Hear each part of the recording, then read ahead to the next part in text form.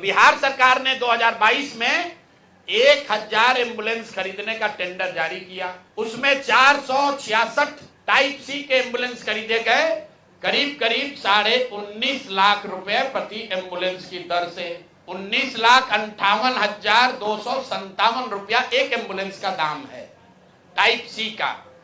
उसमें सबसे अब यूनिक बात सुनिए, एम्बुलेंस बनाने वाले दो ही यहां पर पूरे देश में जो ओरिजिनल इक्विपमेंट मैन्युफैक्चरर हैं, एक है टाटा मोटर और दूसरा है फोर्स मोटर। सरकार ने उस समय दोनों को अलाउ किया, बिहार सरकार ने ही। उसमें बिड हुआ, एम्बुलेंस जो खरीदा गया है वो खरीदा गया 19,58,257 रुपए में। 2 बरस के बाद अभी 222 और एम्बुलेंस खरीदा गया। 22 अप्रैल 2025 मंगल पांडे जी हैं यहां पर स्वास्थ्य मंत्री, तो इन्होंने 3 ही बरस में 22 से 25 होने में अब एम्बुलेंस का दाम बढ़ के कितना हो गया, 27,47,580 रुपया। मतलब हर एम्बुलेंस पर 7,90,000 रुपया दाम को बढ़ा दिया गया। ये कैसे हुआ, इतना बड़ा करिश्मा?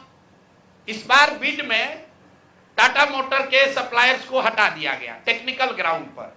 क्यों हटाया गया, सुन लीजिए कितना हास्यास्पद है।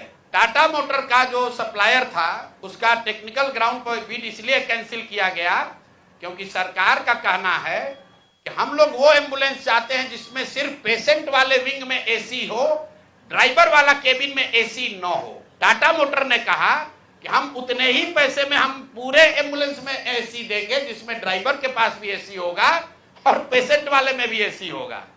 फोर्स मोटर ने ये कहा, या उनके जो डीलर हैं, कि नहीं, हमारे जो ड्राइवर वाला केबिन है उसमें एसी नहीं है, पेशेंट वाला में एसी है। इसका इस्तेमाल करके टाटा मोटर को बिड से टेक्निकली डिस्क्वालीफाई कर दिया गया और जो 19 लाख का एम्बुलेंस है उसको 28 लाख में अभी सरकार ने खरीदा है।